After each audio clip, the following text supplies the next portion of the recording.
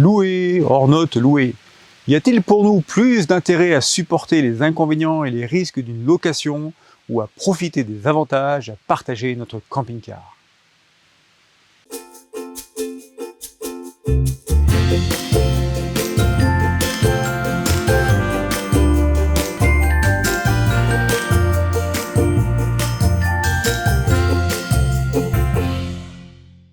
Salut à toi, amateur ou passionné de maisons sur roues, bienvenue dans ce nouvel épisode. Tu l'auras compris, avec ce piètre jeu d'acteur, nous allons aborder aujourd'hui notre choix de louer ou non Léonard. Si tu nous suis, tu le sais, cela fait maintenant plus d'un an, voire un an et demi que nous avions ce projet en tête. Nous avons donc eu le temps d'y penser, et maintenant que nous avons Léonard depuis à peu près 6 mois, nous avons finalement pris une décision. Je vais t'expliquer maintenant quels sont les avantages et quels sont les inconvénients de louer son véhicule de loisir et ce qui a motivé notre choix. On commence par les avantages et on va pas se le cacher, le premier avantage, c'est financier.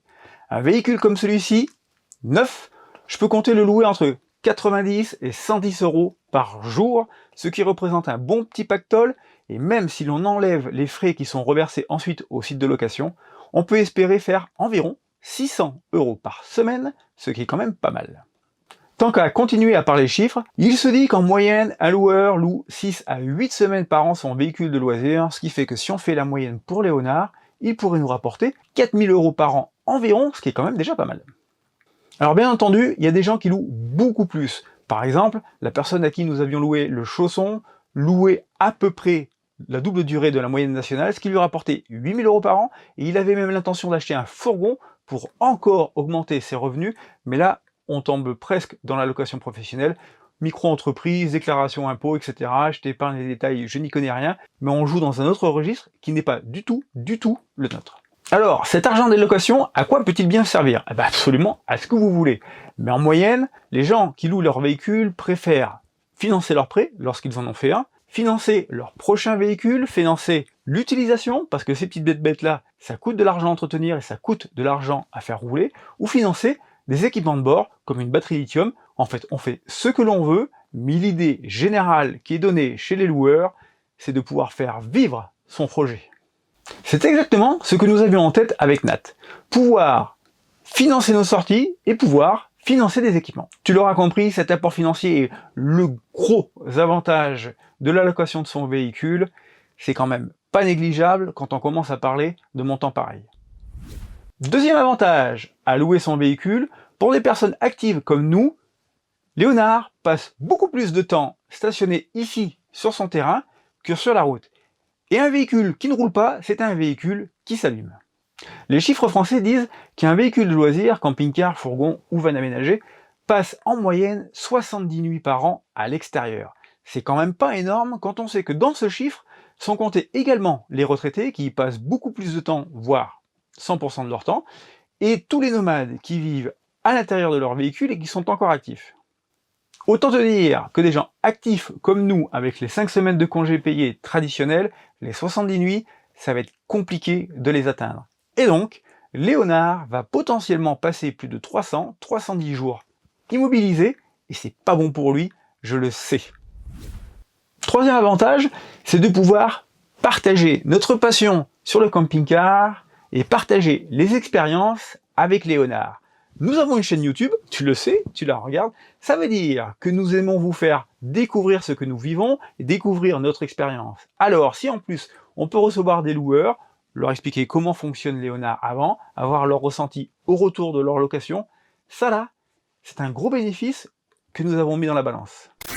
Parlons maintenant des inconvénients. Le premier inconvénient, c'est chronophage. Ça prend un temps de fou de mettre son véhicule de location sur le marché. Créer son annonce et la mettre sur un site de location, ça, c'est pas compliqué. On fait de belles photos, on choisit son texte, on détermine un tarif, des conditions, on détaille l'équipement de bord de son véhicule, et c'est fait. Mais ça, je dirais, c'est le plus simple. Derrière, il faut répondre aux demandes, le préparer avant la location, c'est-à-dire être bien sûr que tout est ok, que le plein d'eau est fait, que la bouteille de gaz est fonctionnelle, que la cassette est vide, etc., que les vaisselles sont propres. Je vous en passe, mais que ce soit un véhicule digne de recevoir nos locataires. Il faut le vider à chaque fois de nos affaires personnelles. Alors évidemment, tu laisses les condiments à bord, tu laisses la vaisselle à bord, mais tout le reste, tes petites babioles que tu aimes bien avoir près de toi quand tu es dans ton camping-car, il faut les enlever et les remettre à chaque fois. En 4, le laver. Même s'il est bien entendu que le locataire va te le rendre propre, perso, si je le mets à louer, moi je préfère que le locataire se concentre sur l'intérieur et me laisse l'extérieur, parce que les autocollants sur la carrosserie extérieure, ça n'aime pas les Karcher, et le Karcher, ça fait de la facilité. Donc là, ce petit joujou, il faut le laver, et je peux vous assurer, ça prend du temps. En 5, recevoir les loueurs, leur expliquer comment fonctionne ce véhicule, leur montrer toutes les petites astuces. Le gaz, l'eau, le chauffe-eau, le frigo, l'électricité à bord, comment le manœuvrer. Prendre le temps de partir avec le loueur et de faire un tour pour qu'il puisse se faire une idée du gabarit. On parle d'un véhicule de 7 mètres de long, de 2,35 m de large et de presque 3 mètres de haut. Si on ne veut pas le transformer en décapotable, le Léonard, autant vous dire qu'il vaut mieux passer un peu de temps avec le futur locataire. Une fois que vous l'avez expliqué, il part en location, il revient, et à ce moment-là, on fait l'état des lieux de retour. Encore une bonne heure pour faire le tour, récupérer les ressentis et partager les bons moments qu'il a eu ensemble, et éventuellement aborder les soucis qu'il a rencontrés, les petits incidents qu'il aura provoqués sur la route. En tout cas, passer du temps, être serviable, et puisque l'on fait une démarche qui, entre guillemets, peut être professionnelle, se comporter comme un professionnel. Ça, c'est indéniable, c'est évident, ça prend du temps. Et enfin, un autre inconvénient, on va dire chronophage, c'est que votre véhicule, quand il est sur la route, vous avez 9 chances sur 10 pour que le locataire vous appelle parce que quelque chose ne fonctionne pas à bord, ou il n'a pas trouvé comment agir sur tel et tel équipement, ou alors il a eu un problème. Là c'est plus embêtant, mais autant vous dire qu'il faut être dispo presque H24 sur toute la durée de la location. Ça, là, ça génère du stress, qui est encore un autre inconvénient.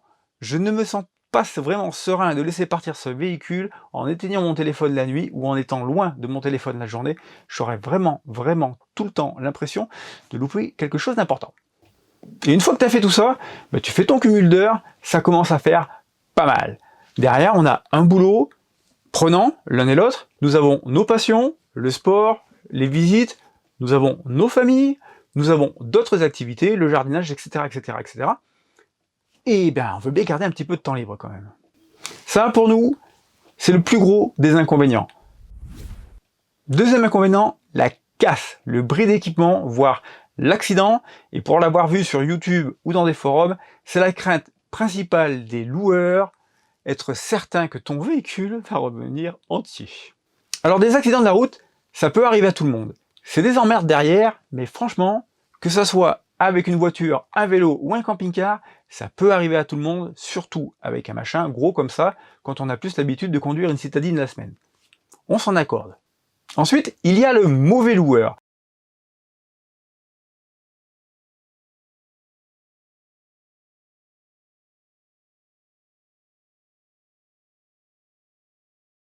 Celui qui va manœuvrer ton véhicule de loisir sans en prendre soin du tout, qui va heurter le mobilier urbain, qui va monter sur les trottoirs sans faire attention, qui va passer à travers des branches et rayer la carrosserie. Et celui-là, il existe, ce mauvais loueur. Tu n'as qu'à voir l'état de certaines locations. Perso, ça nous est arrivé, en prenant des mobil-homes, de trouver les mobil-homes laissés par les anciens locataires dans un état lamentable, juste parce qu'on avait affaire au fameux mauvais loueur, et lui il est à prendre en compte, parce qu'il va falloir le gérer d'un point de vue humain, le gérer d'un point de vue frais, et bien entendu, le gérer d'un point de vue temps. Ok, ton véhicule est accidenté, il y a eu un incident, un bris d'équipement à l'intérieur, une pète sur la carrosserie, pas de souci. Pour cela, il y a à la fois l'assurance du site de location, et il y a la caution. Et la caution, pour un véhicule comme ça, elle tourne souvent autour de 2000 €. Alors avec 2000 €, t'as quand même de quoi en réparer des choses. Et puis, l'assurance des sites est souvent très sérieuse, et pour avoir lu pas mal de témoignages sur internet, ou avoir écouté des youtubeurs qui avaient eu leur véhicule détruit par des locataires, les compagnies d'assurance sont sérieuses, tout se fait correctement, et globalement, il n'y a pas beaucoup de pertes à la sortie. Pas beaucoup de pertes à la sortie, ok, quelque chose est cassé, il y a eu un accident, il va falloir réparer, c'est du temps pour les démarches avec les assurances, c'est du temps pour les démarches chez le concessionnaire ou le garage, et c'est du temps pendant lequel tu n'auras pas ton véhicule à disposition, ce qui fait que si ton locataire revient et que toi tu as prévu de partir la semaine d'après en vadrouille, eh ben c'est mort. Le camping-car là, il est sur le pont surélevé au garage, il est immobilisé pendant 1 mois, tu les as là, tu peux pas faire ton programme. Franchement, c'est quand même un gros inconvénient également. Ok, je vais pas réinventer l'eau chaude. Tous les avantages que j'ai listés ou les inconvénients, tous les loueurs les connaissent et tous ceux qui vont louer savent à quoi s'attendre. Je t'invite d'ailleurs à te rendre sur une chaîne YouTube qui s'appelle Les Voyages d'Eagles et qui nous a été d'une grande utilité avant d'acheter Léonard pour savoir si la location était envisageable ou pas. Dans ses plus anciennes vidéos, il a fait quelques tutos sur la location. Va voir, c'est très bien fait et très complet. Bon, maintenant, j'imagine que tu veux connaître notre choix, à Nat et à moi, je te l'exprime tout de suite. Alors, quand nous avons monté notre projet et notre financement, la location de Léonard faisait partie de l'aventure. Franchement, cracher sur 4 000 € par an, ça serait dommage. Ce que nous voulions, au départ, avec la location, c'était pouvoir financer nos escapades, financer un peu d'équipement de bord, et pourquoi pas, financer notre futur véhicule. Nous avons regardé tout ce qui se trouvait sur internet, vidéos, tutos, forums, interventions de camping-caristes, de sociétés de location, pour faire notre choix. Et là, on était vraiment ancré sur la décision de mettre Léonard en location. Et finalement, non. Nous ne louerons pas Léonard. Léonard va rester tranquillement ces 310 jours posé sur son terrain de stationnement. Tant pis pour son entretien, tant pis pour les 4 000 € par an, mais pour cela, il y a des raisons et je te les donne tout de suite. En premier lieu, tu le sais, nous avons fait le choix d'acheter un véhicule neuf. Il est en parfait état et c'est bien normal vu que nous ne l'avons pas beaucoup utilisé. Autant te dire que laisser partir Léonard avec un bon ou un mauvais locataire, car après tout, c'est pas en 1h30 qu'on va faire connaissance, c'est un petit stress avec Nat que nous ne sommes pas prêts à gérer, surtout H24. Et puis se dire, même si 600 € sont arrivés sur le compte après une semaine de location, que finalement, Léonard ayant été abîmé, il est immobilisé pour 15 jours et ça tombe mal, on avait justement prévu de partir avec, ça, là, non plus, pour l'instant, on n'est pas prêt vraiment à le supporter, pour être clair. Deuxième point important, qui cette fois-ci est conditionné à notre situation géographique. Tu le sais peut-être, nous habitons dans le massif de la Chartreuse, ça veut dire que nous habitons en montagne. Nous habitons proche du lieu de stationnement de Léonard, mais nous habitons tout de même à 10 km de la vallée, 10 km de route de montagne, et 10 km pendant lesquels il y a plusieurs endroits où ça ne croise pas avec un camping-car. Déjà qu'à 2 voitures, c'est short, alors là, avec Léonard, c'est juste impossible. Autant te dire que si je dois laisser partir Léonard avec un novice sur une route où je sais ça croise pas ou très mal, je vais être vraiment très nerveux. Résultat des courses, une fois qu'on a mis cet inconvénient sur la table avec Nat, on s'est dit, les locations depuis le lieu de stationnement de Léonard, c'est impossible. Il va falloir le descendre dans la vallée pour faire le départ, et il va falloir redescendre dans la vallée pour faire l'arrivée. C'est du temps, beaucoup de temps, et des inconvénients que eux non plus, nous ne sommes pas prêts à accepter. Voilà, tu sais tout. Après avoir mis dans la balance les avantages et les inconvénients, après être parti initialement sur notre choix de louer Léonard, finalement, nous avons décidé qu'il resterait tranquillement à la maison à nous attendre. Est-ce que ça veut dire que plus tard, nous ne louerons pas? Ça, nous n'en savons rien. Pour l'instant, je l'ai dit, nous travaillons tous les deux, mais l'idée de financer un projet sur une plus longue durée, loin, et donc qui va demander un certain budget, ça peut être un élément motivateur pour pouvoir partager Léonard. En tout cas, si tu as été locataire ou si tu as été loueur d'un camping-car ou d'un fourgon aménagé, fais-nous partager ça en commentaire, ton expérience, ton ressenti et ce que tu en as conclu. Nous sommes à la conclusion de cette vidéo que nous avons jugé utile de faire avec Nat pour répondre à certains de vos commentaires. Et ce qu'on aimerait, c'est que notre expérience, nos réflexions puissent, comme certaines de nos vidéos, t'aider à réfléchir sur tes propres choix et surtout à nous les faire partager. On se retrouve bientôt, on l'espère, en vadrouille. En attendant, bienvenue à bord et salut à tous!